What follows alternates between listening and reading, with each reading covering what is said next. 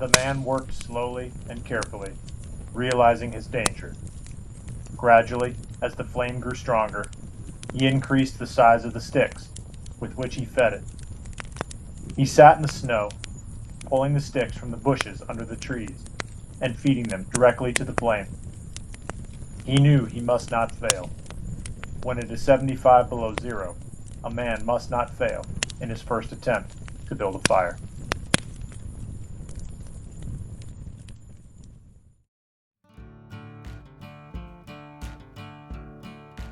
From time immemorial, humans have been drawn to fire. For various reasons, we have the uncanny ability to spend countless hours staring at an erratic, dancing little flame, when absolutely no other equivalent will even come close, not even a favorite TV show. Really, it's no secret, it's a matter of evolution.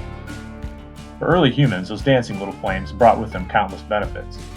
To them, fire meant light in the dark, warmth on a cold night, hot food, who the hell wouldn't want that, entertainment like those time-honored stories and jokes around bonfires, and lastly, defense against predators.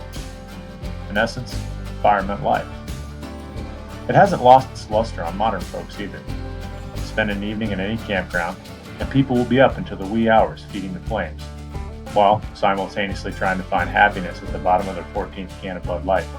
But more on that another time. Any way you look at it, fire is still a popular life-giving phenomenon. The fellows at UnCommon Man think so too. Earlier this fall, we got together for a Scoutcraft workshop where we had to start fire in various ways without the ubiquitous torch and lighter fluid. After spending a few minutes sucking down a little coffee and cookies and shooting the proverbial we got to work.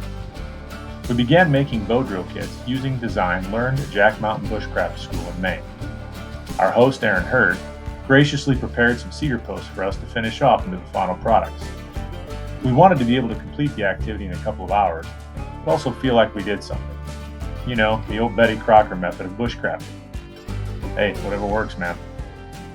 After a little fashioning of the wood, we all set about and began making fire with our hands, turning a little sweat and elbow grease into those little coals, from which burst those life-giving flames. If you've never done it, it's a truly incredible feeling, and it's among the only things we humans have that can connect us with our ancestors.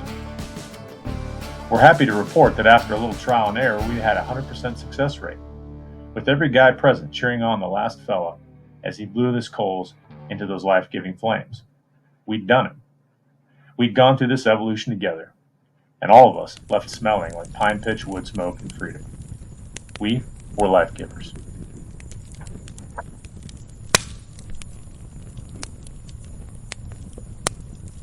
Then the man dropped into what seemed to him the most comfortable and satisfying sleep he had ever known.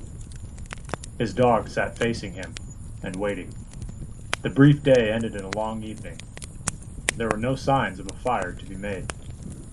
Never in the dog's experience had it known the man to sit like that in the snow and make no fire. As the evening grew darker, the dog's eager longing for the fire mastered it. With much lifting of its feet, it cried softly. Then it flattened its ears, expecting the man's curse. But the man remained silent. Later, the dog howled loudly. And still later, it moved close to the man and caught the smell of death. This made the animal back away. A little longer it delayed, howling under the stars that leapt and danced and shone brightly in the cold sky. Then it turned and ran along the trail toward the camp it knew, where there were the other food providers and fire providers. To build a fire, Jack London, 1902.